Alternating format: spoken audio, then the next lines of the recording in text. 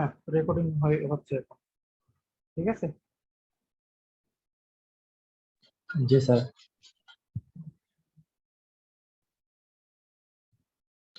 Sir তো পরীক্ষাটা কি মানে হাসান স্যারের মতোই নেবেন নাকি অন্যান্য টিচার যেমন অ্যাসাইনমেন্ট আকারে নিচ্ছে সেটা করবেন? হ্যাঁ, আমি তোমাদের এরকম করবো সবাইকে। তোমাদের সবার মেল আইডি তো আমার কাছে আছে, ওই 90 জনেরই। আমি কোশ্চেনটা মেল করে দিব তোমাদেরকে। তোমাদেরকে ওরকম সময় দিব, 1 ঘন্টা বা 1.5 ঘন্টা বা 1.5 ঘন্টা। কোশ্চেনের উপর বেস করে আমি এরকম একটা সময় দিব, যাতে তোমরা লিখে ওটা ছবি তুলে বা স্ক্যান করে পিডিএফ করে আমাকে আবার মেইলে দিতে পারো। এই পরিমাণ সময় আমি দিয়ে দিব। ঠিক আছে। জি স্যার। এতে কোনো সমস্যা নাই তো? এখন আমাদের কোনো স্যার এটা ছাড়া। এক্সামটা কবে স্যার? হ্যাঁ, এই ডেটটা তো তোমরা ঠিক করে জানাবা। তোমাদেরকে 25 তারিখের মধ্যে আমাকে একটা ডেট দিবা, কবে পরীক্ষা দিবা আমাকে জানাবো। 25 তারিখের মধ্যে তোমাদের কোশ্চেন দেবো, কবে দিবা সেটা আজকালের মধ্যে আমাকে জানাইতে হবে। তোমরা নিজেরা ডিসকাস করে আমাকে জানাবো। ঠিক আছে। জি স্যার। স্যার পরীক্ষার সিলেবাসটা বলে দিলে ভালো হতো। এই যে আমি 2টা চ্যাপ্টার পড়াইছি না, এই 2টা চ্যাপ্টারের উপরেই নিব। মানে ভার্সিটি খোলা থাকতে যতটুকু পড়াছিলেন ততটুকু ইনক্লুডেড? হ্যাঁ হ্যাঁ, ওটা সহ। স্যার সেক্ষেত্রে একটু বেশি হয়ে যায় না? বেশি হয়ে যায়। জি স্যার, কারণ অন্যান্য পরীক্ষাও আছে তো, যেমন অনেকগুলা মানে সামনে আমরা সবারই সামনে, যেমন না, তোমাদের এস সেকশন। ইনপুটটা কেমন? তোমরা যদি মনে করো এই পুরো জিনিসটা এখন পড়ে ফেলো না, তোমাদের ওই ফাইনাল পরীক্ষার সময় দেখবে যে একটু হালকা পড়লে যখন হয়ে যায় এরকম আর কি। মানে তোমাদের যদি চাপ না পড়ে তাহলে 2টা চ্যাপ্টারের উপরে দিয়ে দাও, আর যদি মনে করো যে খুব স্ট্রেস পড়ে যাও তাহলে আমি একটু হয়তো কমাই দিবো এই আর কি। পরীক্ষা এই মাসে নিলে বেটার, কিন্তু সিলেবাস। এ মাসে নিব 25 তারিখের মধ্যে, বুঝছো? 25 তারিখ পার করা যাবে না। স্যার এক্সাম না নিয়ে অ্যাসাইনমেন্ট নেওয়া যায় না স্যার? একটা তো এক্সাম দিচ্ছি। না, এটা তো অ্যাসাইনমেন্টের মতোই অনেকটা হলো। তোমাদের কোশ্চেন দিয়ে দিচ্ছি, সময় বেশি হয়ে যাচ্ছে, অনেকটা অ্যাসাইনমেন্টের মতো হয়ে যাচ্ছে। স্যার টাইমটা তাহলে একটু বেশি দেন, 2 ঘন্টা অ্যাটলিস্ট দিন। সেটা আমি পরে কনসিডার করে দেখবো। হ্যাঁ। স্যার হাসান স্যার একটা স্যার মানে লিখতে লিখতে মানে সময় পুরো পার হয়ে গেছে স্যার, মানে এত বড় কোশ্চেন ছিল, আবার আচ্ছা, হচ্ছে আমরা পিডিএফ ওইভাবে করে বানানো, দিচ্ছি, সমস্যা নেই। তারপরে সাবমিট করা। আচ্ছা, তোমরা কি এখন স্লাইড দেখতে পাচ্ছ? জি স্যার। জি স্যার। আচ্ছা, তাহলে আমরা ডিসকাশন শুরু করি। হ্যাঁ।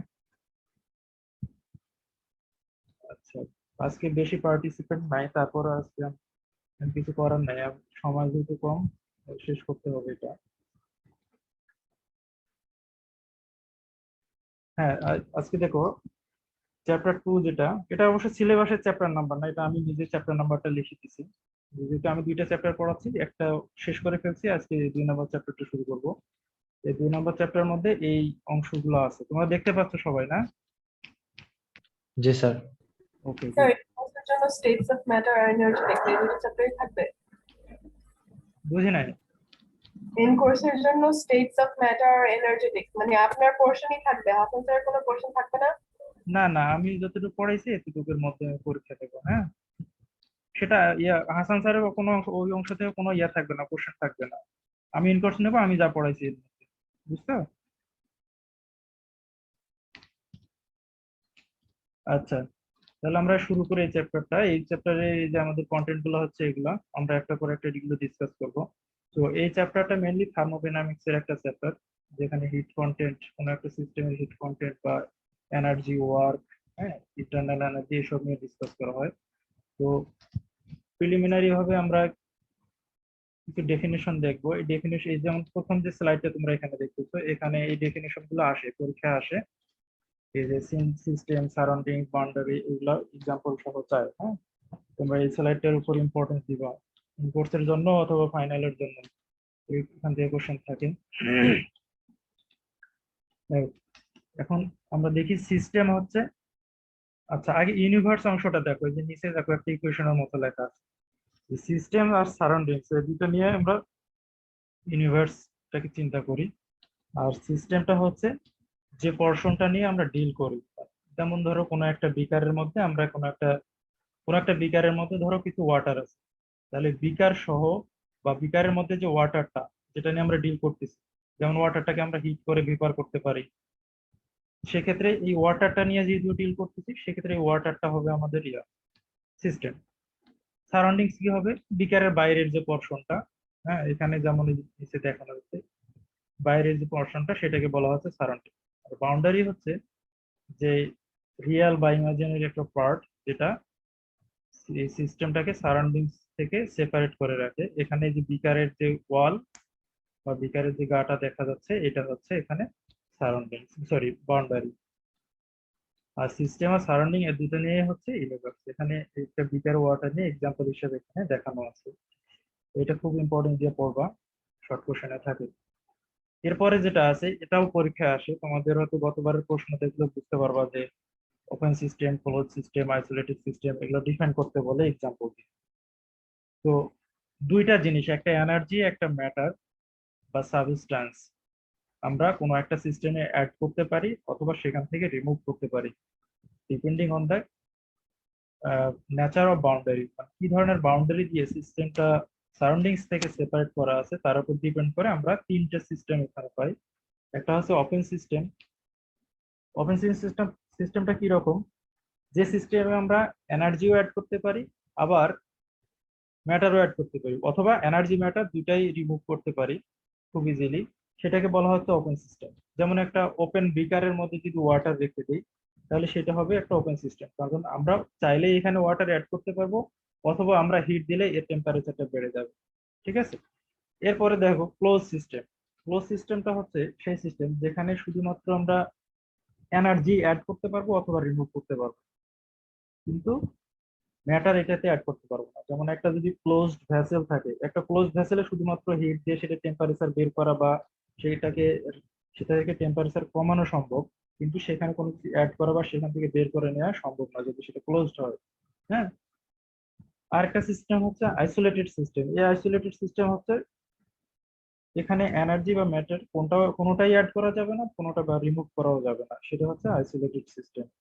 যেমন এখানে থার্মোস্ফ্লাস্কের কথা বলা আছে যে এখানের মধ্যে কোনো কিছু কোনো ম্যাটেরিয়ালস অ্যাড করাও যায় না, আবার এখান থেকে কোনো এনার্জি বের করাও যায় না বা অ্যাড করাও যায় না। তো এই তিনটা সিস্টেম পড়বা, এক্সাম্পল সহ পরীক্ষায় থাকে এগুলা। আবার এগুলা রিডিং দিলেই হবে তোমাদের। এই যে হোমোজেনিয়াস এন্ড হেটারোজেনিয়াস সিস্টেম, এটা অতটা ইম্পর্টেন্ট না। আর কিন্তু যে স্পন্টেনিয়াস এবং নন স্পন্টেনিয়াস প্রসেস আছে এটা আবার ইম্পর্টেন্ট, এটা পরীক্ষায় থাকে কমপ্লিট। তো হোমোজেনিয়াস সিস্টেম হচ্ছে কোন সিস্টেমে যদি একাধিক সাবস্টেন্স মিক্সার অবস্থায় থাকে, আমরা যদি এবং ওই মিক্সারের মধ্যে যদি কোনো ফেজ ডিফারেন্স না থাকে, যেমন তাহলে সেটাকে বলবো আমরা হোমোজেনিয়াস সিস্টেম। যেমন পিওর লিকুইড যদি আমরা বলি, যেমন পিওর ওয়াটার, এটা একটা হোমোজেনিয়াস সিস্টেম, এখানে কোনো ফেজ ডিফারেন্স নাই। যেমন ডিফারেন্ট গ্যাসেস, যে গ্যাসিয়াস যে মিক্সার, হ্যাঁ গ্যাসের মিক্সার যদি একসাথে থাকে আমরা ওখানে কোনো বাউন্ডারি বা কোনো কিছু আলাদাভাবে কল্পনা করতে পারি না, কোনো ফেজ ডিফারেন্স আমরা ওখানে দেখি না। তো সেটা হোমোজেনিয়াস সিস্টেম বলি। আর হেটারোজেনিয়াস সিস্টেম হচ্ছে জাস্ট এর অপোজিট, যে ওখানে কোনো ফেজ ডিফারেন্স থাকবে, যেমন একটা সলিড একটা লিকুইডের সাথে মিক্স করা হলো অথবা দুইটাই ইমমিসিবল লিকুইড একসাথে অ্যাড করা হলো, সেগুলো হবে হেটারোজেনিয়াস সিস্টেম। একইভাবে স্পন্টেনিয়াস এবং নন স্পন্টেনিয়াস প্রসেস। স্পন্টেনিয়াস প্রসেস হচ্ছে যে প্রসেসগুলা ন্যাচারালি আপনা আপনি ঘটে উইদাউট ইনফ্লুয়েন্স, হ্যাঁ কোনো ড্রাইভিং ফোর্স ছাড়াই অটোমেটিক যেটা হয় সেগুলো হচ্ছে স্পন্টেনিয়াস প্রসেস। এখানে কতগুলো এক্সাম্পল দেওয়া আছে, তোমরা যদি চিন্তা করো এক্সাম্পল গুলো তাহলে বুঝতে পারবা যে স্পন্টেনিয়াস প্রসেস গুলো আমরা কোনগুলা বলতে পারি। যেমন rivers run from the mountain to the sea, এটা অটোমেটিক হবে কারণ উঁচু স্থান থেকে নিচু স্থানে পানি অটোমেটিক যায়, এটাকে কেউ জোর করে ফেলে দিতে হয় না। আর নন স্পন্টেনিয়াস প্রসেস হচ্ছে এর অপোজিট, যেটা আমাদের কোনো একটা ড্রাইভিং ফোর্স লাগবে, কোনো একটা ফোর্স বা ওয়ার্কের প্রয়োজন হয়। যেমন আমরা নিচু জায়গা থেকে যদি উঁচু জায়গায় পানি নিতে চাই তাহলে সেটা কিন্তু আপনা আপনি হবে না, কোনো একটা ফোর্স দিতে হবে। হ্যাঁ, তো সেটা হবে নন স্পন্টেনিয়াস প্রসেস, এখানে এক্সাম্পল সহ এখানে দেয়া আছে। আর আরো কিছু প্যারামিটার আছে যেগুলো আমাদের জানা দরকার পরবর্তী স্লাইড গুলো বোঝার জন্য। যেমন এখানে ইন্টারনাল এনার্জি আছে, এনথালপি আছে, এগুলো অনেক সময় ডেফিনেশনে থাকে যে ইন্টারনাল এনার্জি বা এনথালপি কি। হ্যাঁ, তো ইন্টারনাল এনার্জি হচ্ছে কোনো একটা সিস্টেমের যত ধরনের এনার্জি সে গেইন করে বা যত ধরনের এনার্জি সে কন্টেন্ট করে। যেমন কোনো একটা সিস্টেমে অনেক ধরনের এনার্জি থাকতে পারে, যেমন পটেনশিয়াল এনার্জি থাকতে পারে, কাইনেটিক এনার্জি থাকতে পারে, তারপরে ভাইব্রেশনাল এনার্জি বা rotational translational energy, born energy, ওটা ডিপেন্ড করে সিস্টেমের উপর। তো ওইখানে যত ধরনের এনার্জি আছে তাদের সামেশনটাকে আমরা বলি ইন্টারনাল এনার্জি। আর এটার directly related to temperature, chemical nature of the system, pressure and volume of the system. আর ইন্টারনাল এনার্জি এটা হচ্ছে একটা স্টেট ফাংশন আমরা বলি, কারণ এটা শুধুমাত্র ইনিশিয়াল এবং ফাইনাল স্টেটের উপর ডিপেন্ড করে। এরপরে এনথালপি, দেখো এটা হচ্ছে একটা থার্মোডাইনামিক কোয়ান্টিটি, যেটা আমরা বলি যে টোটাল হিট কন্টেন্টের ইকুইভ্যালেন্ট আমরা কনসিডার করে থাকি। আর ম্যাথমেটিক্যালি যদি আমরা এটাকে ডিফাইন করি তাহলে এখানে দেখো 1 নাম্বার ইকুয়েশনটা আছে যে enthalpy equal to internal energy plus pressure multiplied by volume. তিনটার ইউনিটই কিন্তু হচ্ছে জুল, হ্যাঁ, বা এনার্জির ইউনিট। আর এখানে অনেক সময় একটা শর্ট কোশ্চেন থাকে 2 মার্কের বা 3 মার্কের, এরকম বলে যে এনথালপি বা এনথালপি চেঞ্জ একটা স্টেট ফাংশন এক্সপ্লেন করতে বলে। তো এনথালপি চেঞ্জ যে একটা স্টেট ফাংশন এখানে সুন্দর করে আমি লিখে দিচ্ছি, তোমরা এটা পড়ে নেবা। যে যেহেতু এনথালপিটা ইন্টারনাল এনার্জি, প্রেসার এবং ভলিউম এদের উপর ডিপেন্ড করতেছে, এবং এই তিনটা প্যারামিটারই শুধুমাত্র ইনিশিয়াল এবং ফাইনাল স্টেটের উপর ডিপেন্ড করে, হ্যাঁ। তো যেহেতু এরা সবই ইনিশিয়াল এবং ফাইনাল স্টেটের উপর ডিপেন্ড করে, ইন্টারমিডিয়েট কোনো স্টেটের উপর ডিপেন্ড করে না। দ্যাটস ওয়াই যেহেতু এরা স্টেট ফাংশন, দ্যাটস ওয়াই এখানে এনথালপি বা এনথালপি চেঞ্জ যেটা হবে সেটা একটা স্টেট ফাংশনে হবে। আর এখানে চেঞ্জ অফ এনথালপি যদি আমরা দেখি, চেঞ্জ অফ এনথালপি ইকুয়েশনটা হচ্ছে এরকম। আমরা ডেল্টা দ্বারা সাধারণত চেঞ্জটা বুঝি, এখানে চেঞ্জ বলতে ইনিশিয়াল এবং ফাইনাল স্টেটের কথা বলা হচ্ছে। বাট যদি প্রসেসটা একটা কনস্ট্যান্ট প্রেসারের মধ্যে দিয়ে হয়, সেক্ষেত্রে আমরা আমাদের ইকুয়েশনটা হবে এখানে যে 3 নম্বর ইকুয়েশনটা দেখা যাচ্ছে, delta is equal to delta U plus P into delta V. আর আমরা থার্মোডাইনামিক্স যে ফার্স্ট ল আমরা একটু পরে দেখবো, সেখান থেকে আমরা জানি যে একটা সিস্টেম যদি সারাউন্ডিংস এর উপর কাজ করে তাহলে ডাব্লিউ যেটা সেটা নেগেটিভ হয় বা ওয়ার্কটা নেগেটিভ হয়। তার মানে ডাব্লিউটা এখানে হচ্ছে minus P delta V, minus P delta V হবে, যেহেতু কনস্ট্যান্ট প্রেসার প্রসেস। তো এখানে হিট এক্সচেঞ্জটা এখানে সাফিক্স আকারে পি দেখানো আছে, এটার মানে হচ্ছে যে কনস্ট্যান্ট প্রেসার প্রসেসে হিট এক্সচেঞ্জটা হয়। তো এই দুইটা ইকুয়েশন যদি তুমি কম্বাইন করো তাহলে ফাইনালি যেটা আমরা পাই যে এখানে heat exchange at constant pressure equal to change of enthalpy. অনেক সময় এইটা এক্সপ্লেন করতে বলে, এই সেন্টেন্সটা তুলে দিয়ে বলে যে এক্সপ্লেন করো বা প্রমাণ করো, তখন এই অংশটুকু ডিসক্রাইব করে দিতে হবে। At constant pressure process heat change is equal to enthalpy change. এটাও ইম্পর্টেন্ট, হ্যাঁ, একটু ইম্পর্টেন্ট দিয়ে এই জিনিসটা করবো। এরপরে আসো যে রিভার্সিবল এবং ইরিভার্সিবল প্রসেস, এটাও পরীক্ষা তোমাদের আসে, গতবার মনে হয় আসছিল এটা, যে রিভার্সিবল প্রসেস আর ইরিভার্সিবল প্রসেস অনেকগুলো এক্সাম্পল দেওয়া ছিল, সেইখান থেকে হয়তো সেপারেট করতে বলছিল যে কোনটা রিভার্সিবল কোনটা ইরিভার্সিবল আলাদা করার জন্য। তো এখানে কতগুলো এক্সাম্পল আছে তোমরা একটু দেখবা। রিভার্সিবল প্রসেস হচ্ছে যে কোনো একটা প্রসেস শুরু হয়ে যদি শেষ হওয়ার পরে যদি আবার ওই ইনিশিয়াল স্টেটে চলে আসে, হ্যাঁ, তখন সেটাকে বলা হচ্ছে রিভার্সিবল প্রসেস। এবং এটা একটা আইডিয়াল সিস্টেম। রিভার্সিবল প্রসেস বলতে সেরকম কিছু নাই, হ্যাঁ, শুধুমাত্র চিন্তা করা হয় ইররিভার্সিবল প্রসেসটাকে সহজে এক্সপ্লেন করার জন্য বা কম্পেয়ার করার জন্য, যেমনটা করা হয়েছিল যে আইডিয়াল গ্যাসের ক্ষেত্রে। তোমরা জানো যে আইডিয়াল গ্যাস বলতে আসলে কিছু নাই, কিন্তু আইডিয়াল কোনো সবগুলা গ্যাসে কোনো না একটা কোনো স্টেটে মোটামুটি ভাবে আইডিয়াল গ্যাসের মতো আছে। ঠিক এরকমই এখানে যে রিভার্সিবল প্রসেস বলতে আসলে ডিরেক্টলি কিছু নাই, এটা একটা আইডিয়াল জিনিস। এটা শুধু ব্যবহার করা হয় আমাদের ইররিভার্সিবল প্রসেসটাকে এক্সপ্লেন করার জন্য ইজিলি, হ্যাঁ। ইররিভার্সিবল প্রসেসটা একটা ফাইনাইট টাইমে ঘটে থাকে, একটা নির্দিষ্ট সময়ের মধ্যেই ঘটে থাকে। আর এখানে এক্সাম্পল দেখানো আছে যে লেফট সাইডে হচ্ছে রিভার্সিবল প্রসেসের এক্সাম্পল, আর রাইট সাইডে হচ্ছে ইররিভার্সিবল প্রসেসের এক্সাম্পল। তোমরা এক্সাম্পল একটু দেখো। স্ট্যান্ডার্ড কন্ডিশন এখানে ততটা ইম্পর্টেন্ট কিছু না, তোমরা জানো যে কেমিস্ট্রিতে স্ট্যান্ডার্ড কন্ডিশন বলতে আসলে কি বোঝায়। স্ট্যান্ডার্ড কন্ডিশন বলতেই আমরা বুঝি টেম্পারেচার, প্রেসার, এই দুটা জিনিস। টেম্পারেচার আমরা যে রুম টেম্পারেচারটা ধরি যে 25°C, আর প্রেসার হচ্ছে 1 অ্যাটমসফেরিক প্রেসার, অথবা সেটাকে আমরা 100 কিলো প্যাসকেলও বলতে পারি। অ্যাটমসফেরিক প্রেসারে যদি বলি তাহলে সেটা 1 অ্যাটমসফেরিক প্রেসার, আর যদি কিলো প্যাসকেলে বলি তাহলে এটা। তো এটা জাস্ট জানার জন্য। এই যে এটা আবার ইম্পর্টেন্ট তোমাদের জন্য যে লেটিস এনার্জি কি, আর পরের স্লাইডে আছে যে বর্ন হ্যাভার সাইকেল। হ্যাঁ, এই দুটাই তোমাদের পরীক্ষা আসে এখান থেকে, এই রিটেন পরীক্ষা ফাইনালে। তো এটা অনেক ইম্পর্টেন্ট দিয়ে করতে হবে। লেটিস এনার্জি এই টার্মটা শুধুমাত্র ইউজ করা হয় আয়নিক কম্পাউন্ডের জন্য। আমরা জানি যে আয়নিক কম্পাউন্ডে দুটো অপোজিট চার্জ থাকে, একটা ক্যাটায়ন থাকে একটা অ্যানায়ন থাকে, এবং তাদের মধ্যে আয়নিক ফোর্স কাজ করে।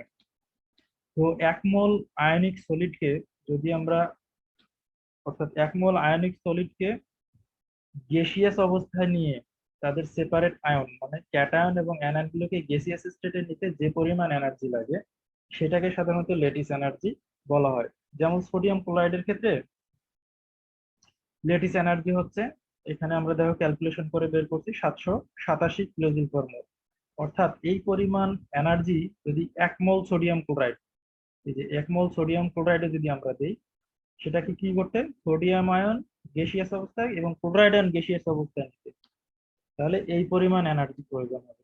এটা হচ্ছে সোডিয়াম ক্লোরাইডের লেটিস এনার্জি। হ্যাঁ, এখানে দেখো লেটিস এনার্জিটা কিভাবে ক্যালকুলেশন করা হয়। ধরো সোডিয়াম আর ক্লোরিন গ্যাস মিলে সোডিয়াম ক্লোরাইড তৈরি হলো। তাহলে এখানে কি পরিমাণ লেটিস এনার্জি রিলিজ করলো সেটা আমরা এখানে দেখব। সোডিয়াম সাধারণত মেটাল সলিড অবস্থায় থাকে, তো এটাকে প্রথমে গ্যাসিয়াস অবস্থায় নিতে হয়, যেটাকে অ্যাটমাইজেশন এনার্জি বলে। মানে সোডিয়াম সলিড থেকে গ্যাসিয়াস অবস্থায়, সোডিয়াম গ্যাসিয়াস অবস্থায় যাবে, সেটাকে অ্যাটমাইজেশন এনার্জি। সেখানে 107 কিলোজুল পার মোল এনার্জি লাগতেছে। আবার গ্যাসিয়াস অবস্থায় যাওয়ার পর সেটাকে আয়োনাইজেশন করতে হয়। আয়োনাইজেশন এনার্জি তাহলে আমাদের এখানে লাগে 496 কিলোজুল পার। সিমিলারলি ক্লোরিন গ্যাসকে আমরা ক্লোরিন গ্যাস গ্যাসিয়াস অবস্থায় নেব, অর্থাৎ মলিকুল থেকে অ্যাটমে নেব। তার মানে এটা হচ্ছে অ্যাটমাইজেশন এনার্জি, যেটা 122 কিলোজুল পার মোল। এরপর সেটাকে অ্যানায়নে কনভার্ট করবো, অর্থাৎ ইলেকট্রন অ্যাড করবো, যেটাকে বলে ইলেকট্রন এফিনিটি। এ দ্বারা ইলেকট্রন এফিনিটি বোঝায়। সেক্ষেত্রে 349 কিলোজুল পার মোল এনার্জি রিলিজ করবে। তোমরা একটা জিনিস খেয়াল করো, যে উপরে এনার্জি লাগতেছে কিন্তু এখানে এনার্জি বের হচ্ছে। কারণ কি, ইলেকট্রন আর ক্লোরিনে এখানে একটা বন্ড ফর্মেশন হচ্ছে, যার কারণে এনার্জি রিলিজ হচ্ছে। আমরা জানি যে any kinds of bond can release energy, and when bond is broken then energy is needed. হ্যাঁ, তো উপরের গুলাতে কি হচ্ছে, এনার্জি লাগতেছে, এটাতে এনার্জি রিলিজ হচ্ছে। আর এই যে দেখো গ্যাসিয়াস আয়ন থেকে একটা সলিড সোডিয়াম ক্লোরাইড তৈরি করতেছে, তাহলে আমাদের লেটিস এনার্জি কত হবে সেটা আমরা ক্যালকুলেট করব। তো হেসেস ল অনুযায়ী আমাদের ফর্মুলা হচ্ছে এটা। হ্যাঁ, আর হেসেস লটা আমরা একটু পরে দেখবো। এই ফর্মুলা থেকে সবগুলোর ভ্যালু যদি আমাদের এখানে দেয়া আছে, শুধুমাত্র লেটিস এনার্জিটা আমরা বের করছি এটা। হ্যাঁ, তোমরা এই জিনিসটা দেখবে, এটা কিন্তু ইম্পর্টেন্ট। ঠিক এই জিনিসটাই আমরা বের করি যে বর্ন হ্যাভার সাইকেল দিয়ে, যেটা আমরা পরে দেখাইছি, যে এখানে একটা বর্ন হ্যাভার সাইকেল দেওয়া আছে। এতক্ষণ যে জিনিসটা বুঝাইছি ওই জিনিসটাই জাস্ট এখানে। স্যার ডেল ওভারঅল ওটা কি এক্সপেরিমেন্টাল ভ্যালু? কোনটা? স্যার হ্যাঁ হ্যাঁ, ডেল এটা এক্সপেরিমেন্টাল ভ্যালু। যদি তোমাদের কখনো আসে যে লিরিক্যাল ক্যালকুলেশনের সময়, ওইটা তোমাদের দেয়া থাকবে ওই ভ্যালুটা। হ্যাঁ, ওটা দেয়া থাকবে, শুধুমাত্র এই জিনিসটা আমাদের বের করতে হবে। বুঝতে পারছো কথা? জি স্যার। হ্যাঁ, ওই জিনিসটা জাস্ট এখানে একটা সাইক্লিক ফর্মে দেখানো আছে, যেহেতু বর্ন হ্যাভার সাইকেল বলা হয় এটাকে, সায়েন্টিস্টের নাম অনুযায়ী। তো ওই ওই প্রসেসটা এখানে দেখো, যে সোডিয়াম সলিড অবস্থা থেকে গ্যাসে যাচ্ছে, ক্লোরিন যেরকম ছিল ওরকমই থাকতেছে, সেই গ্যাস থেকে আবার আয়নে যাচ্ছে। এরপর ক্লোরিন গ্যাস থেকে কি হচ্ছে, ক্লোরিন অ্যাটমে হচ্ছে, আবার ওই ক্লোরিন অ্যাটমটা কি হচ্ছে, আয়নাইজড হয়ে দুইটা আয়ন হচ্ছে, ফাইনালি এখানে যাচ্ছে। তার মানে এই যে পাথটা, এখানে কি পরিমাণ এনার্জি আমাদের রিলিজ হচ্ছে, সেটাই হচ্ছে ল্যাটিস এনার্জি, যেটা আমরা এখান থেকে বের করতে পারি। ঠিক আছে, এখন আসো যে সাইকেলের ডায়াগ্রাম কি আসতে পারে কি হ্যাঁ, পরীক্ষা? এটা আসে পরীক্ষা অনেক সময়, বর্ন বা সাইকেল ইয়া করতে বলে, এভাবে লিখতে বলে, এইভাবে ড্র করতে বলে, এইভাবে। হ্যাঁ, এটা ইম্পর্টেন্ট বড় কথা, তোমরা কোশ্চেন দেখো বিগত বছরগুলোতে, তাহলে বুঝতে পারবে। ফার্স্ট ল অফ থার্মোডাইনামিক্স, এটা সচরাচর আসে, যে first law of thermodynamics. Thermodynamics এর বেশ কয়েকটা ল আছে, 0th ল থেকে শুরু করে 3rd ল পর্যন্ত আছে। তো এতগুলো আমাদের লাগবে না, আমরা ফার্স্ট ল সেকেন্ড লটা দেখবো।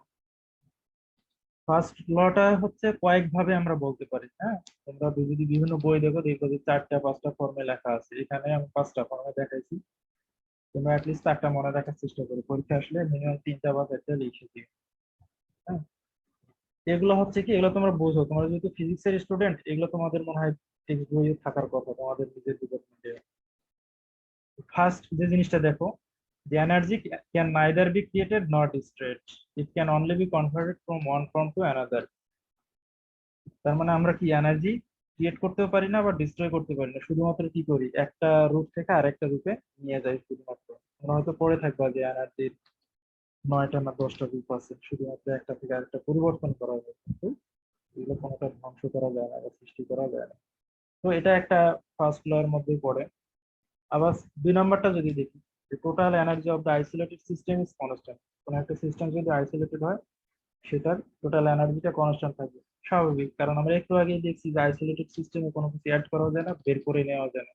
তো ওর এনার্জিটা একটা ফিক্সড থাকবে, একটা কনস্ট্যান্ট থাকবে। আর 3 নম্বরটা দেখো যে আমরা এমন কোনো ইনস্ট্রুমেন্ট বা এমন কোনো ওয়ার্কিং মেশিন আমরা আবিষ্কার করতে পারি না যেটা এনার্জি সাপ্লাই দেওয়া ছাড়াই কাজ করতে পারে, হ্যাঁ। এরকম কোনো ইনস্ট্রুমেন্ট বা মেশিন নাই, ঠিক আছে। আমাদের কোনো কাজ পেতে হলে আগে ইনপুট দিতে হবে কিছু না কিছু। আবার বলছে the sum of all energy change for all system participating in a process must be zero। মানে তুমি যত একটা সিস্টেমের মধ্যে যত কিছুই করো না কেন, দেখবা যে কোথাও এনার্জি রিলিজ করতেছে, কোথাও এনার্জি অ্যাবজর্ব করতেছে, কিন্তু সবগুলো যদি সাম আপ করো ফাইনালি জিরো পাবো, এটা বলছে। তো এইভাবে আমাদের এখানে 5টা প্রসেস আছে, তোমরা এখান থেকে 4টা তোমাদের মতো পড়ে নেবে, পরীক্ষা আসে দিকে। আর এই ম্যাথমেটিক্যাল ফর্মুলেশনটা অনেক সময় বলে যে describe the first law of thermodynamics and express it mathematical বা এক্সপ্লেন ইট ম্যাথমেটিক্যাল ফর্মুলেশন। তখন এই তোমাদের এই ম্যাথমেটিক্যাল ফর্মুলেশনের জন্য এই অংশটুকু তোমরা লিখতে পারো। এখানে আসলে অনেক কথা আছে, তোমাদের এত কথার দরকার নেই, তোমরা তোমাদের নিজেদের লিখবে যে এই ইকুয়েশন গুলো মিনিমাম লিখে দিবা, তাহলেই এনাফ। আচ্ছা, ফার্স্ট ল অফ থার্মোডাইনামিক্স থেকে আমরা কি পাই, ম্যাথমেটিক্যাল এক্সপ্রেশনটা যে ইন্টারনাল এনার্জি হচ্ছে। আচ্ছা, তার আগে বলি, যেহেতু ইউনিভার্সের মধ্যে সিস্টেম এবং সারাউন্ডিংস দুইটা জিনিস থাকে, তো সারাউন্ডিংস নিয়ে ডিল করাটা একটু ডিফিকাল্ট, এই জন্য আমরা সিস্টেমটা নিয়ে সবসময় ডিল করে থাকি। তো কোনো একটা সিস্টেমের ইন্টারনাল এনার্জি, এটা হিট এক্সচেঞ্জ প্লাস যে ওয়ার্ক, যে কাজ করা হয় এখানে, সেটা সিস্টেম কর্তৃক সারাউন্ডিংস এর উপর হোক অথবা সারাউন্ডিংস কর্তৃক সিস্টেমের উপরে হোক, সেই দুইটার সামেশনের সমান। হুম। আর এই হোল প্রসেসটা যদি খুব ভেরি স্মল হয়, তাহলে আমরা এটাকে ডি দ্বারা প্রকাশ করি। তোমরা যেহেতু ম্যাথ ফিজিক্স এর স্টুডেন্ট, তোমরা জানো যে ডি দ্বারা আসলে ক্ষুদ্র পরিবর্তনটাকে আসলে বোঝায়। হুম।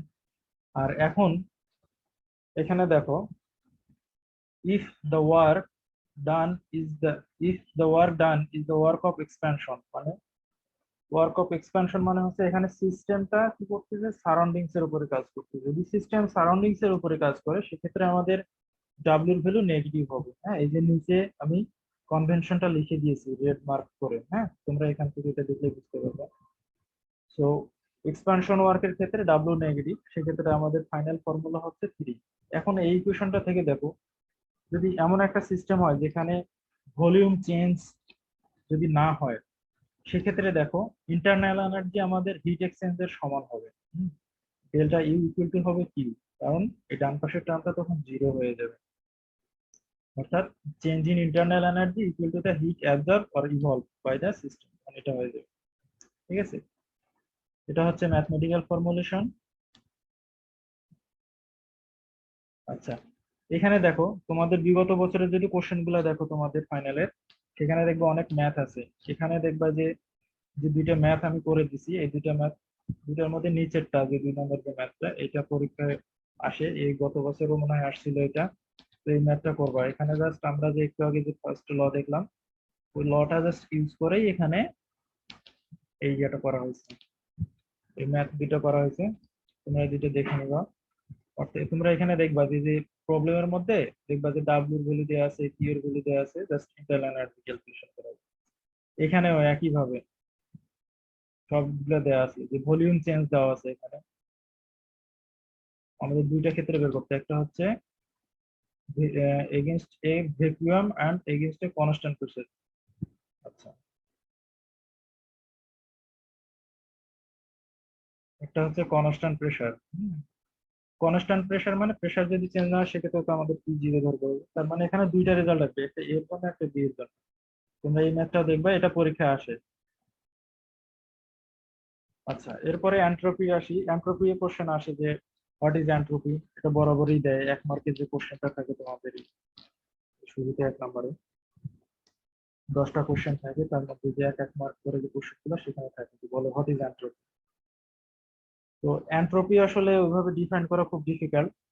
আর আমরা যদি এটাকে খুব সহজভাবে বোঝাই যে এন্ট্রপি কি, এন্ট্রপি হচ্ছে কোনো একটা সিস্টেমে যে এনার্জি কন্টেন্ট বা ইন্টারনাল এনার্জি কন্টেন্ট এটা কতভাবে ডিস্ট্রিবিউট হতে পারে। যত বেশি ভাবে ডিস্ট্রিবিউটেড থাকবে তত বেশি এন্ট্রপি হবে ওই সিস্টেমের মধ্যে। তার মানে এন্ট্রপিটা হচ্ছে measurement of randomness of energy. হ্যাঁ, এনার্জিটা কতভাবে ডিস্ট্রিবিউটেড থাকতে পারে।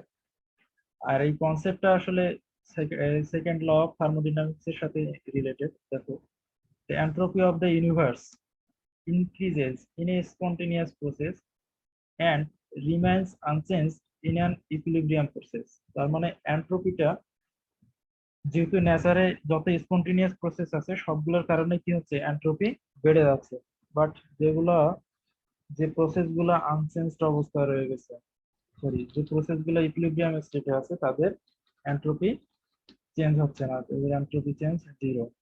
এটা হচ্ছে সেকেন্ড ল অফ থার্মোডাইনামিক্স। তো আমরা যদি এখানে দেখি যে এন্ট্রপি চেঞ্জ অফ ইউনিভার্স যদি আমরা কনসিডার করি, তাহলে এক্ষেত্রে ওই সিস্টেম আর সারাউন্ডিংস এর আসবে। তাহলে এন্ট্রপি চেঞ্জটা যদি বা কোনো একটা প্রসেস যদি স্পন্টেনিয়াস হতে চায় তাহলে এন্ট্রপি চেঞ্জটা সেক্ষেত্রে পজিটিভ হবে। আর যদি ইকুইলিব্রিয়াম অবস্থায় থাকে তাহলে এন্ট্রপি চেঞ্জ যেটা সেটা জিরো হবে। অর্থাৎ এই এন্ট্রপি চেঞ্জ এই প্যারামিটারটা দিয়ে আমরা বুঝতে পারি যে কোনো একটা প্রসেস এটা কি স্পন্টেনিয়াসলি হবে নাকি স্পন্টেনিয়াসলি হবে না, এটা আমরা বুঝতে পারি। হ্যাঁ, নাকি ইকুইলিব্রিয়ামে আছে এটা বোঝা যায়। তাহলে আমরা যদি কোনো একটা ম্যাথমেটিক্যাল প্রবলেম থেকে এন্ট্রপি চেঞ্জের ভ্যালুটা বের করি, দেখি যদি সেটা পজিটিভ হয় তাহলে আমরা বুঝবো যে এটা স্পন্টেনিয়াস প্রসেস, আর যদি জিরো হয় তাহলে বুঝবো যে এটা একটা ইকুইলিব্রিয়াম প্রসেস। আর যদি নেগেটিভ আসে, এখানে নেগেটিভেরটা মেনশন করা নেই, যদি নেগেটিভ আসে তাহলে বুঝবো যে এখানে এন্ট্রপি ডিক্রিজ করতেছে। হ্যাঁ, আর স্ট্যান্ডার্ড এন্ট্রপি হচ্ছে যদি আমরা স্ট্যান্ডার্ড কন্ডিশনে এই এন্ট্রপি ক্যালকুলেশন করে থাকি বা ডিটারমাইন করে থাকি তাহলে সেটাকে বলা হবে স্ট্যান্ডার্ড এন্ট্রপি। আর স্ট্যান্ডার্ড কন্ডিশনে কি একটু আগে বলে দিচ্ছি যে প্রেসার হচ্ছে 1 অ্যাটমসফেরিক প্রেসার আর টেম্পারেচার হচ্ছে 25 ডিগ্রি সেন্টিগ্রেড বা 298 কেলভিন। আচ্ছা, কোনো একটা সিস্টেমের এন্ট্রপি চেঞ্জ আমরা যদি বুঝতে চাই, এখানে একটা দেখো একটা সিস্টেম দেখানো আছে। স্ট্যান্ডার্ড এনট্রপি কি ওটা আরেকবার বলবেন? স্ট্যান্ডার্ড এন্ট্রপি, আচ্ছা স্ট্যান্ডার্ড এন্ট্রপি হচ্ছে, এন্ট্রপি কি সেটা তো আমরা দেখলাম একটু আগে। আর স্ট্যান্ডার্ড এন্ট্রপি হচ্ছে যদি এন্ট্রপিটা বা কোনো একটা প্রসেসের এন্ট্রপি যদি আমরা স্ট্যান্ডার্ড কন্ডিশনে মেজার করে থাকি। স্ট্যান্ডার্ড কন্ডিশনটা হচ্ছে কি, যদি প্রেসারটা 1 অ্যাটমসফেরিক প্রেসার হয় এবং টেম্পারেচারটা 25 ডিগ্রি সেন্টিগ্রেড হয়। হ্যাঁ, তাহলে সেটাকে বলবো আমরা স্ট্যান্ডার্ড এন্ট্রপি। ঠিক আছে? জি স্যার, বুঝছি। হ্যাঁ, এখন আমরা একটা সিস্টেম কনসিডার করব, যে এখানে দেখো একটা সিস্টেম কনসিডার করা আছে। এই রিঅ্যাকশনটা কোনো একটা সিস্টেমে যদি ঘটে থাকে, এখানে ক্যাপিটাল লেটার গুলা বোঝাচ্ছে reactant and product, R small letter গুলোর সাথে যেটা আছে সেটাই তাদের স্টয়কিওমেট্রি বোঝায়, অর্থাৎ কত মোলের সাথে কত মোল রিঅ্যাকশন করে কত মোল করে তৈরি করতেছে। হ্যাঁ, সেটা বোঝাচ্ছে। তো এইখানে রিঅ্যাকশনের এন্ট্রপি চেঞ্জ যদি আমরা দেখি তাহলে এখানে দেখবো যে প্রোডাক্টের যে টোটাল এন্ট্রপি, এই যে প্রোডাক্টের টোটাল এন্ট্রপি মাইনাস রিঅ্যাকট্যান্টের টোটাল এন্ট্রপি। হ্যাঁ, আর কমন একটা ইকুয়েশন এখানে দেখানো আছে, যদি যে প্রোডাক্টের এন্ট্রপি মাইনাস সামেশন অফ রিঅ্যাক্ট্যান্টের এনট্রপি। এই দুটার ডিফারেন্স হচ্ছে আমাদের এনট্রপি চেঞ্জ কোন একটা সিস্টেমের। ঠিক আছে, তো আমরা এই ইকুয়েশনটা ইউজ করে আমরা ম্যাথমেটিক্যাল প্রবলেম সলভ করতে পারি। এখানে দেখো একটা প্রবলেম দেখানো আছে যে calculate the standard entropy change for the following reaction at 25 degree centigrade. এখানে দেখো প্রত্যেকটার এন্ট্রপি চেঞ্জ দেখানো আছে। এই যে ক্যালসিয়াম কার্বনেটের দেখা হচ্ছে এটা, ক্যালসিয়াম অক্সাইডের এটা, কার্বন ডাই অক্সাইডের এটা। তাহলে আমরা ইজিলি এটার মান বের করতে পারবো। এই যে এখানে first the reaction entropy increases, এখানে দেখো 160, এটা হচ্ছে দেখো পজিটিভ রেজাল্ট, তাই না? তোমরা কি বুঝতে পারতেছো? এখানে স্যার। দেখো যে পজিটিভ। তোমরা কি কেউ বলতে পারবা যে এই প্রসেসটা কি তাহলে স্পন্টেনিয়াস নাকি নন স্পন্টেনিয়াস? Sir spontaneous. স্পন্টেনিয়াস হবে, কারণ হচ্ছে কি এখানে এর চেঞ্জটা কিন্তু আমরা পজিটিভ ভ্যালু পাইছি, তাই না? আচ্ছা, এরপরে 2 নাম্বারটাতে দেখো আমরা কিন্তু নেগেটিভ ভ্যালু পাইছি, তার মানে এটা কিন্তু নন স্পন্টেনিয়াস প্রসেস। হ্যাঁ, তো অনেক সময় বলে যে এটা বলে যে এটা এন্ট্রপি কত আর এটা কি স্পন্টেনিয়াস নাকি নন স্পন্টেনিয়াস সেটাও প্রেডিক্ট করার জন্য বলে। তো তখন তোমরা এই ভ্যালুর উপর ডিপেন্ড করে বলে দিবে। এটা আরেকটা ইম্পর্টেন্ট প্যারামিটার হচ্ছে গিভস ফ্রি এনার্জি। এটার আসলে ওরকম কোনো ডেফিনেশন নাই, এটা ম্যাথমেটিক্যালি মেনলি ডিফাইন করা হয়। আর আমরা যদি এমনি বলতে চাই যে গিভস ফ্রি এনার্জি কি, এটা হচ্ছে আহ, সেই পরিমাণ এনার্জি যেটা দ্বারা কাজ করা সম্ভব হয়, অর্থাৎ the energy available to do work, মানে কাজ করতে যে পরিমাণ এনার্জি সেই পরিমাণ এনার্জি হচ্ছে গিভস ফ্রি এনার্জি। এবং এটা ম্যাথমেটিক্যালি এভাবে প্রকাশ করা হয়, অর্থাৎ গিভস ফ্রি এনার্জিটা দেখো এনথালপি, টেম্পারেচার এবং এন্ট্রপির সঙ্গে রিলেটেড। আর এই গিভস ফ্রি এনার্জিটা আমরা যদি দুইটা স্টেটের কথা চিন্তা করি, ইনিশিয়াল এবং ফাইনাল স্টেট, এবং তাদের চেঞ্জের কথা যদি চিন্তা করি যে চেঞ্জ অফ ফ্রি এনার্জি, তাহলে আমরা এই ইকুয়েশনটা পাবো। এর আগে যে আমরা এন্ট্রপি চেঞ্জ দেখলাম, তো ওটা একটা প্যারামিটার ওখান থেকে আমরা প্রেডিক্ট করতে পারি যে রিঅ্যাকশন বা প্রসেসটা স্পন্টেনিয়াস না নন স্পন্টেনিয়াস। ঠিক একইভাবে আমাদের এই ফ্রি এনার্জি চেঞ্জের যে প্যারামিটারটা, এটা থেকে আমরা প্রেডিক্ট করতে পারি যে রিঅ্যাকশনটা আসলে ফরওয়ার্ড রিঅ্যাকশন নাকি ব্যাকওয়ার্ড রিঅ্যাকশন। হ্যাঁ, স্পন্টেনিটি আমরা এখান থেকে এক্সপ্লেন করতে পারি। এখানে দেখো, এই যে দেখো ডেল্টা জি যদি নেগেটিভ হয়, তোমার মনে রাখবা যে ডেল্টা এস আর ডেল্টা জি এর সাইনের যে ইয়াটা সিগনিফিকেন্সটা এটা জাস্ট অপোজিট। হ্যাঁ, ডেল্টা এস পজিটিভ যখন হয়তো তখন আমরা বলছিলাম কি ওটা স্পন্টেনিয়াস, কিন্তু এখানে ডেল্টা জি নেগেটিভ হলে সেটা স্পন্টেনিয়াস হবে এবং এটা ফরওয়ার্ড রিঅ্যাকশন হবে। তখন এই রিঅ্যাকশনটাকে আমরা এক্সারগনিক রিঅ্যাকশনও বলি অনেক সময়। আবার নেগেটিভ হলে আমরা এটাকে নন স্পন্টেনিয়াস বলি, অর্থাৎ তখন রিঅ্যাকশনটা ব্যাকওয়ার্ড ডিরেকশনে স্পন্টেনিয়াস। হ্যাঁ, আর যদি জিরো হয় তখন সেটা ইকুইলিব্রিয়াম স্টেট বলি আমরা।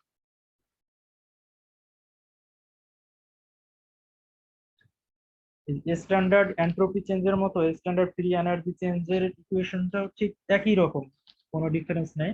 এখানে আমরা একটা সিস্টেম কনসিডার করি, ঠিক একইভাবে এখানে এই ফ্রি এনার্জি চেঞ্জের ইকুয়েশনটা আমরা লিখি যে দেখো প্রোডাক্টের টোটাল ফ্রি এনার্জি মাইনাস রিঅ্যাকট্যান্টের টোটাল ফ্রি এনার্জি।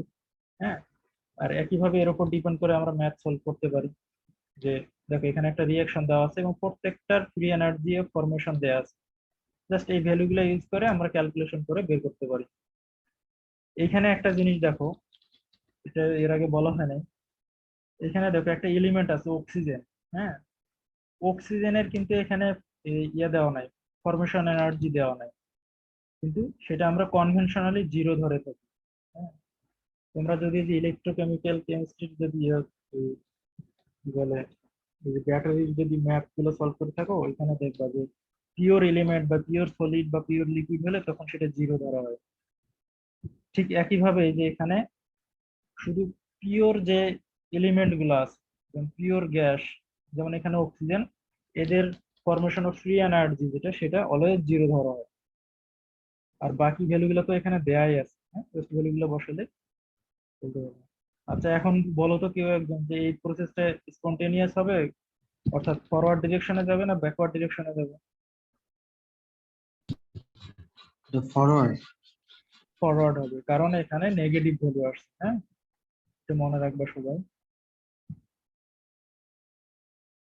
এই যে এতক্ষণ যেটা ডিসকাস করছি তিনটা প্রসেস, এখানে তার সামারিটা দেওয়া আছে যে ডেল্টা এস পজিটিভ কখন, ডেল্টা এস পজিটিভ বা নেগেটিভ হলে কি হয়, হ্যাঁ, অর্থাৎ এনথালপি চেঞ্জ এবং এন্ট্রপি চেঞ্জের ইফেক্টটা ফ্রি এনার্জির উপর কিভাবে পড়ে সেটা এখানে দেখানো আছে, এখানে এক্সাম্পল সহ।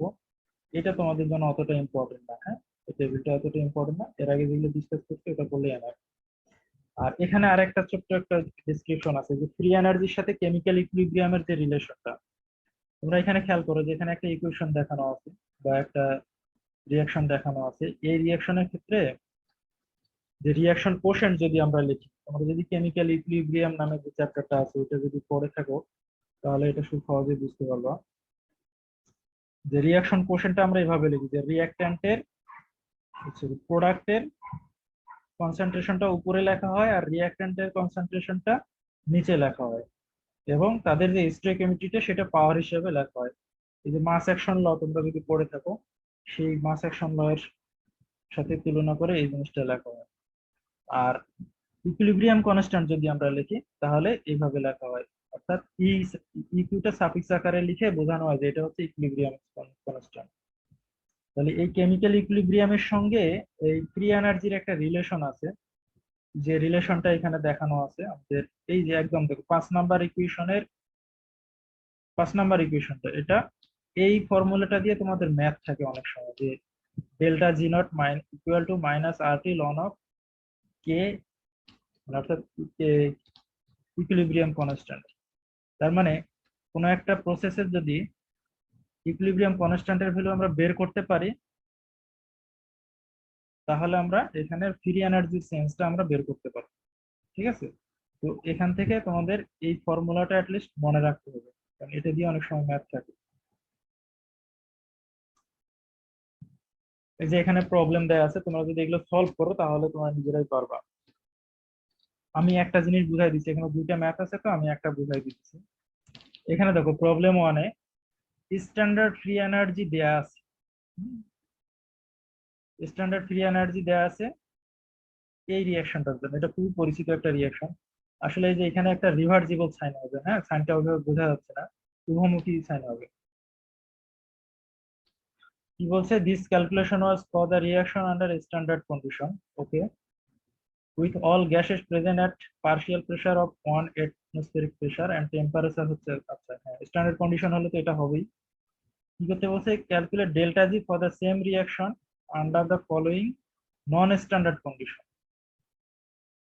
কত, 100 ডিগ্রিতে, অর্থাৎ স্ট্যান্ডার্ড কন্ডিশনে দেয়া আছে, নন স্ট্যান্ডার্ড কন্ডিশনে আমাদের ফ্রি এনার্জিটা বের করতে বলছে।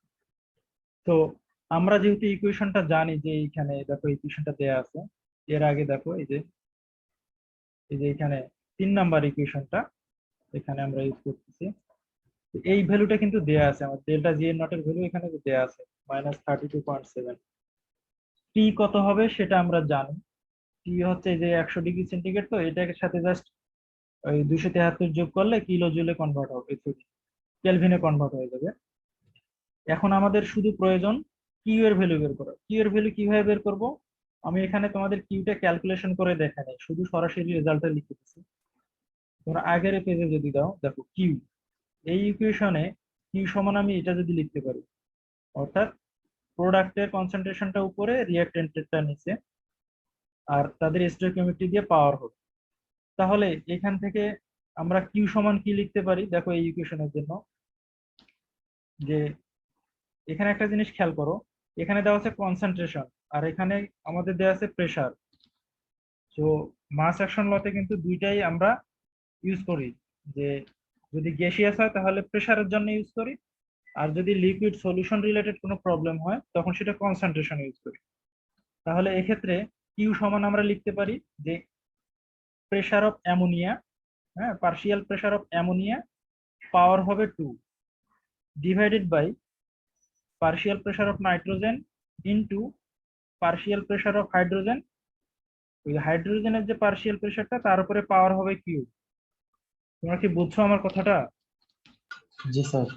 হ্যাঁ, ওইভাবে লিখে তোমরা ক্যালকুলেশনটা করে দেখো, দেখবা যে কিউ এর ভ্যালু ঠিক এটাই আসবে। আর কিউ এর ভ্যালু জাস্ট এখানে বসাবো, তাহলে তোমরা ফাইনালি যেটা পেয়ে যাবে, রেজাল্টটা পেয়ে যাবে। একইভাবে এই যে তোমাদের পরে একটা প্রবলেম দেয়া আছে, তোমরা এই দুটো প্র্যাকটিস করো। এরপরে হচ্ছে থার্মোকেমিস্ট্রি যদি আমরা বলি, থার্মোকেমিস্ট্রি হচ্ছে the study of the energy and heat associated with chemical reaction. এটা কেমিক্যাল রিঅ্যাকশনের সাথে হিট চেঞ্জের যে রিলেশনটা, সেটা হচ্ছে থার্মোকেমিস্ট্রি। মানে থার্মোকেমিস্ট্রিতে এই জিনিসটা নিয়ে ডিসকাস করা হয়। আর থার্মোকেমিস্ট্রিতে দুটো ল আছে, দুটো ল থেকে এই দুটো ল এর মধ্যে একটা হচ্ছে হেসিস ল, আর আরেকটা হচ্ছে আমরা একটু পরে দেখব ল্যাপ্লাসের ল, সম্ভবত এটা ল্যাপ্লাসের ল। তো হেসিস লটা হচ্ছে কি, যে কোন একটা রিয়াকশন যদি এক ধাপে ঘটে তাহলে যে এনথালপি চেঞ্জ হবে, আর ওই রিয়াকশনটা যদি একাধিক ধাপে ঘটে তাহলে প্রত্যেকটা ধাপের যে এনথালপি চেঞ্জ ওই এক ধাপে সংঘটিত রিয়াকশনের এনথালপি চেঞ্জের সমান হবে। এখানে একটা উদাহরণ দেওয়া আছে, এই উদাহরণটা দেখলে তোমাদের ক্লিয়ার হবে আরো। দেখো, এ সরাসরি ডি তে কনভার্ট হচ্ছে তো, হ্যাঁ, এক্ষেত্রে এনথালপি চেঞ্জ হচ্ছে ডেল্টা এইচ ওয়ান। বাট এই প্রসেসটাই যদি দুইটা ধাপে ঘটে, যেমন এ থেকে প্রথমে বি হলো, এ থেকে প্রথমে বি হলো, তারপরে বি থেকে ডি হলো, তার মানে এখানে দুইটা স্টেপে ঘটলো। তাহলে এখানে যদি আমরা delta H two plus delta H three add করি তাহলে সেটা দেখা যাবে ডেল্টা এইচ ওয়ান এর সমান হবে। এটাই আসলে হেস বলতে চাইছে এখানে। এখানে হেস লর এই যে একটা অ্যাপ্লিকেশন দেওয়া আছে, দেখো যে এটা হচ্ছে ওভারঅল রিঅ্যাকশন। এই ওভারঅল রিঅ্যাকশনটা দুইটা ধাপে ঘটছে, হ্যাঁ, এই দুইটা ধাপে যে এনথালপি চেঞ্জ, এই দুইটা যদি আমি অ্যাড করি তাহলে দেখবা যে ওভারঅল রিঅ্যাকশন সমান হয়, ঠিক আছে।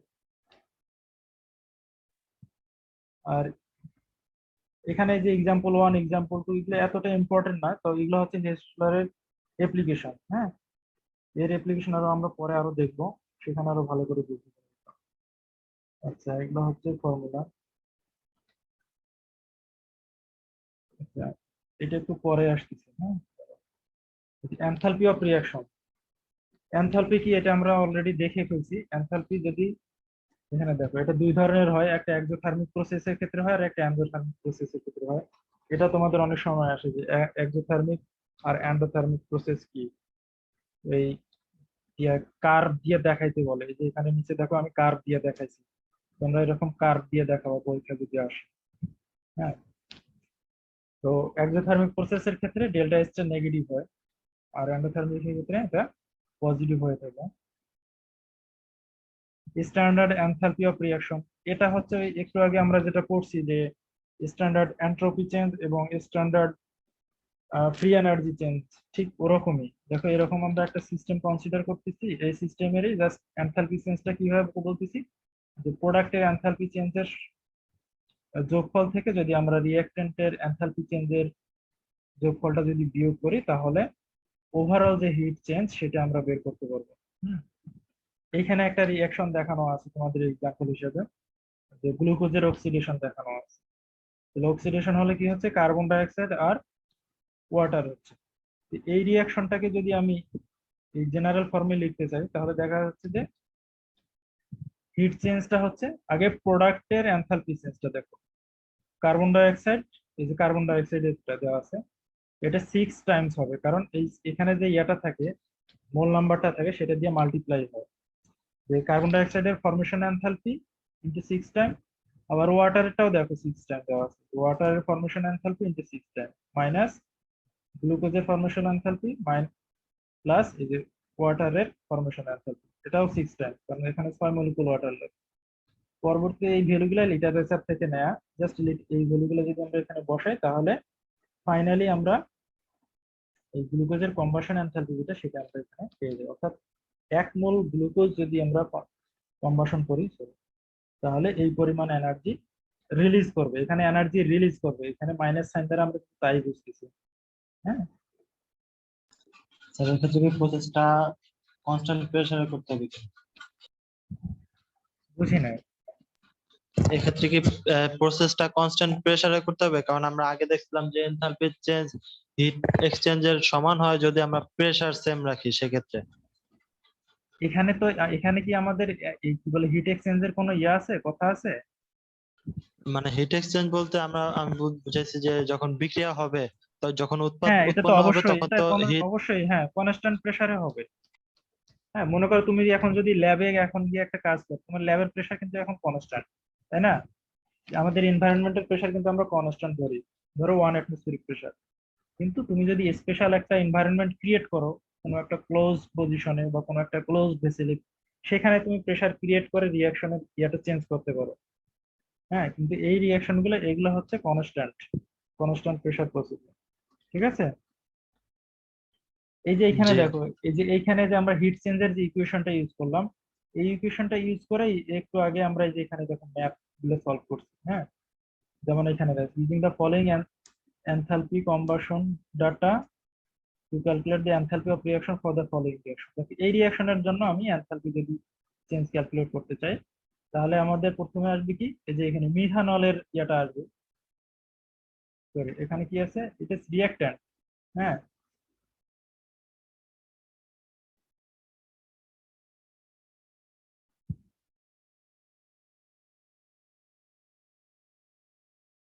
এখানে ভুল আছে একটু, বুঝছো? এখানে দেখো, এরা ডেটা রিঅ্যাকশন দেখো, দেখাইছে আগে, রিঅ্যাক্ট্যান্টটা আগে দেখাইছে। হ্যাঁ, এটা আমি অবশ্য খেয়াল করে নেই নেওয়ার সময়। তো এটা প্রোডাক্টেরটা আগে হবে, তারপরে রিঅ্যাক্ট্যান্টেরটা হবে। ঠিক আছে? জি স্যার। হ্যাঁ, প্রোডাক্টেরটা আগে হবে, রিঅ্যাক্ট্যান্টটা পরে হবে। এই অনুযায়ী বসানোর পরে যে রেজাল্টটা আসবে, মোস্ট প্রবাবলি এখানে প্লাস সাইন আসবে তখন। হুম, যদি আমরা রিভার্স করে দিই, just ওই ইকুয়েশনটা ইউজ করি।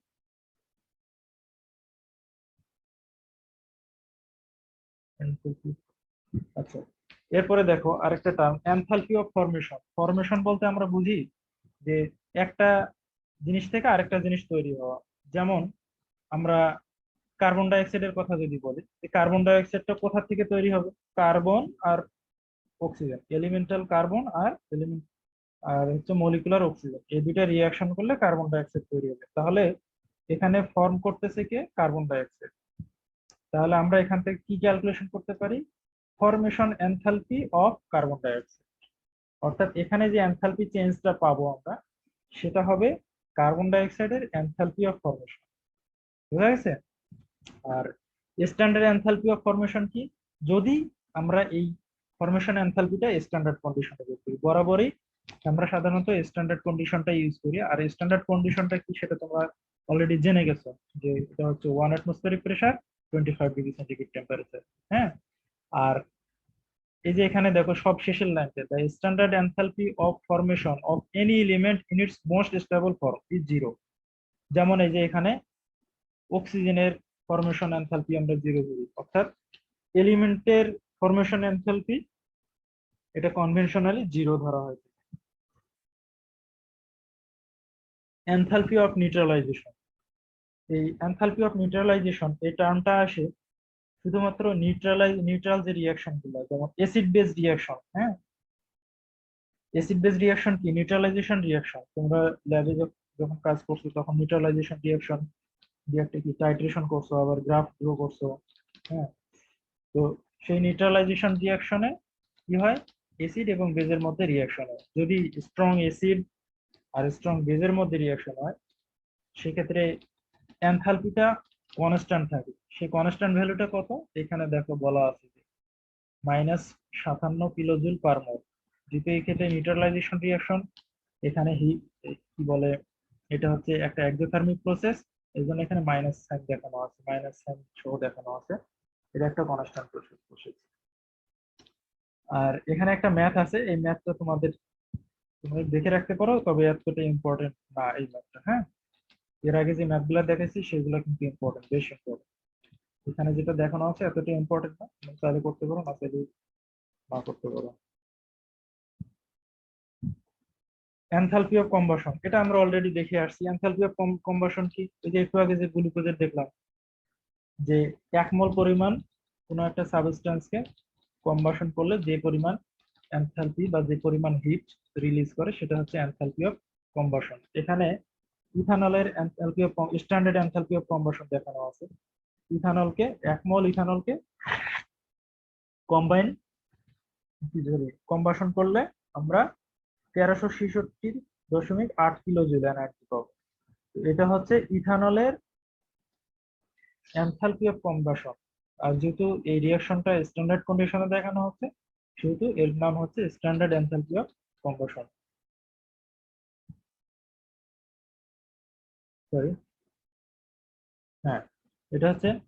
আর এই যে একটু আগে বলছিলাম যে দুইটা ল আছে থার্মোকেমিস্ট্রিতে, একটা আমরা দেখলাম যে হেসেস ল, আর একটা হচ্ছে ল্যাভুসিয়ান ল্যাপ্লেস ল।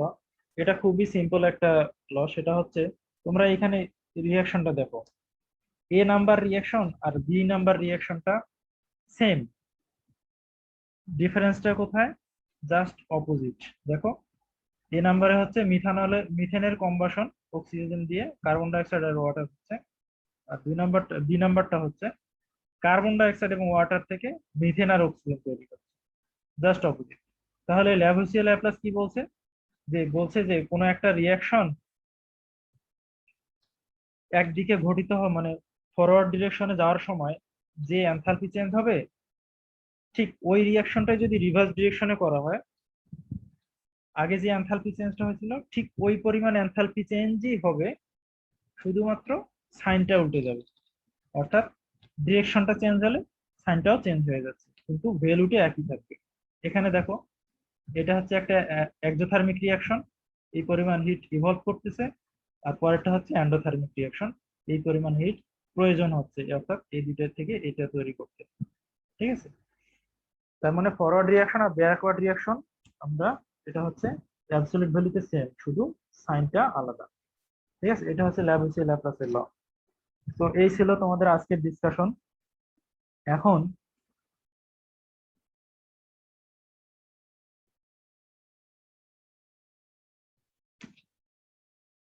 হ্যাঁ, এখন তোমরা আমাকে বলো,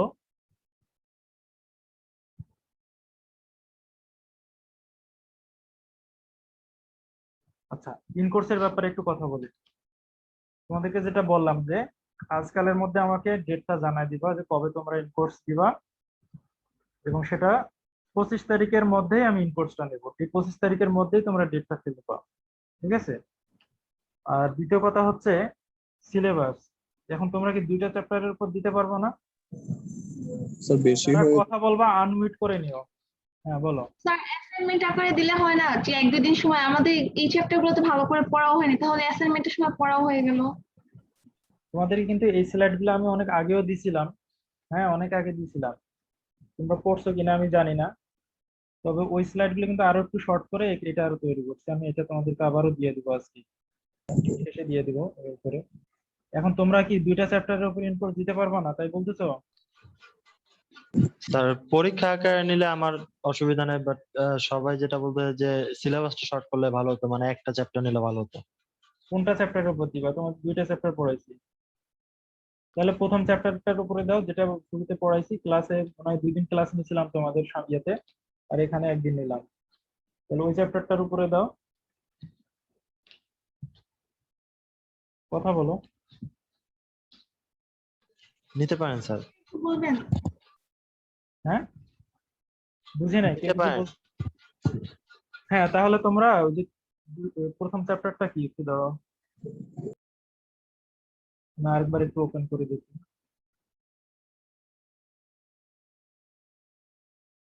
দেখতে পাচ্ছ সবাই? জি স্যার।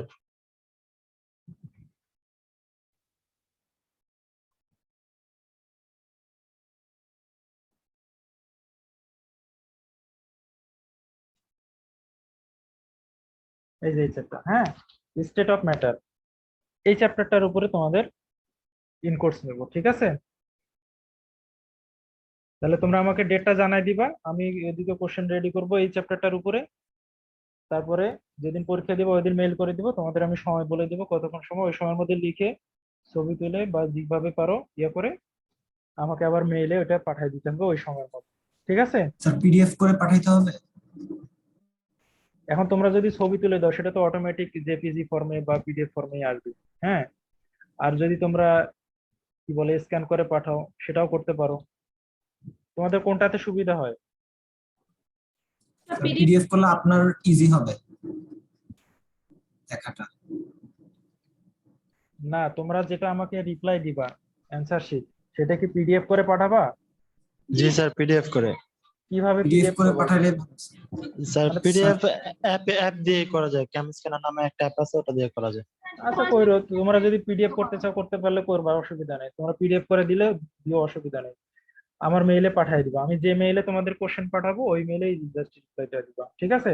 স্যার এই পিডিএফ করার জন্য একটু এনাফ টাইম দিলে ভালো হতো, আগেরটাতে অনেক তাড়াহুড়া হয়েছিল তো পিডিএফ করার জন্য সর্বোচ্চ 5 মিনিট বা 10 মিনিট এর বেশি লাগে না। হ্যাঁ, আমি ওরকম সময় দিব। স্যার স্যার পিডিএফ এর টাইমটা এক্সাম টাইমের বাইরে দিলে ভালো হয় স্যার, আগের বার আমাদের সেটা তো এরকম অবশ্যই ঝামেলা দিব, হয়েছে। তোমাদের এক্সামের জন্য যেটা টাইম থাকবে তার সাথে আমি কিছু অ্যাড করে দিব ওই কাজের জন্য। স্যার 2 ঘন্টা দিলে ভালো হয় টাইম স্যার, সব না মিলে। না রে স্যার ভাই, অন্য 2 ঘন্টা সেকশনে হবে না। 2 ঘন্টা তো অনেক টাইম। তোমাদের ইনকোর্স আমি হয়তো 1 ঘন্টার জন্য তোমরা শুধু 1 ঘন্টা লিখবা, আর অতিরিক্ত হয়তো আমি 10 মিনিট দিতে পারি বা সর্বোচ্চ 15 মিনিট দিতে পারি তোমাদের আংশিক কাজের জন্য। স্যার আধা ঘন্টার স্যার মতো 1 ঘন্টা কম হয়ে যায়। স্যার না, at আমি তো least কোশ্চেন ওইভাবেই দিব যে 1 ঘন্টায় লিখে শেষ, তোমরা পরীক্ষা দাও না স্যার কোশ্চেন এরকম হলে ঠিক আছে স্যার, মানে কিন্তু হাসান স্যার যেটা নিছিল স্যার ওইটার মধ্যে আমাদের সময় অনেক বেশি লাগছিল স্যার।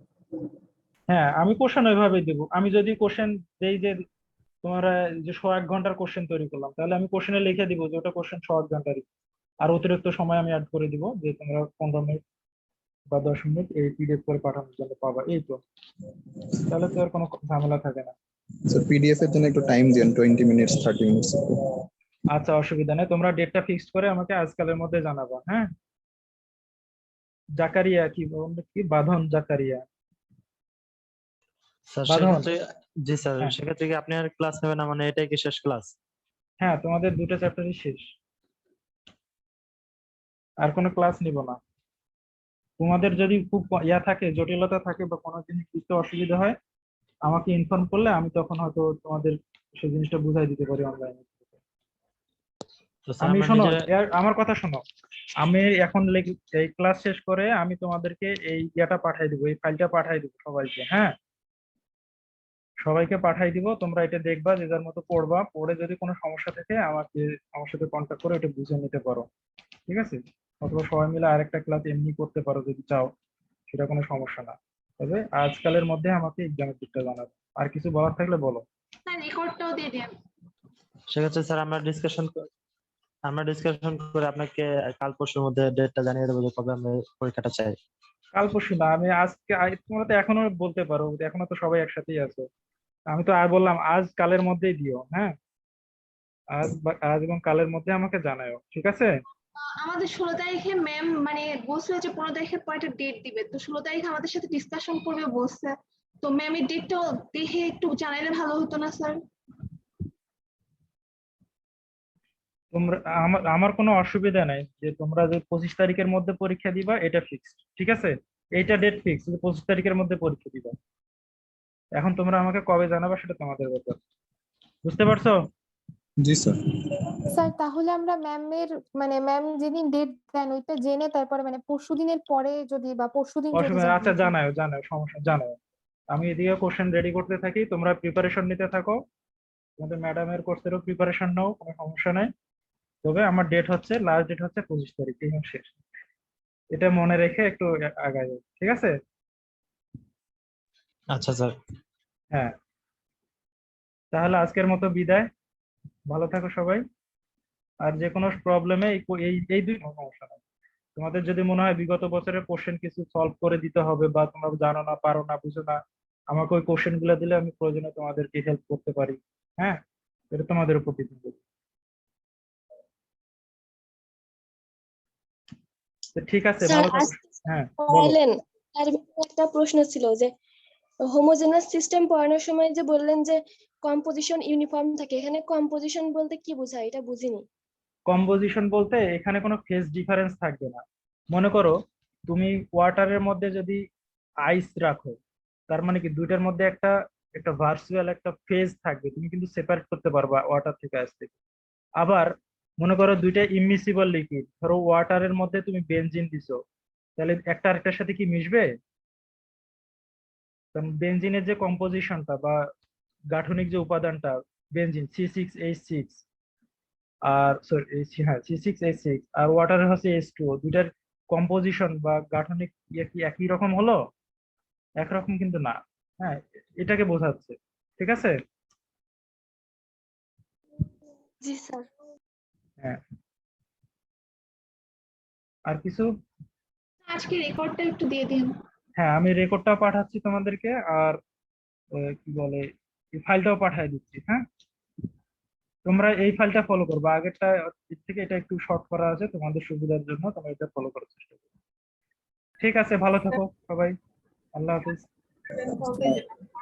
আমরা উপরে শুধু একটা সার্কেল দেই নাকি সার্কেলটা কেটে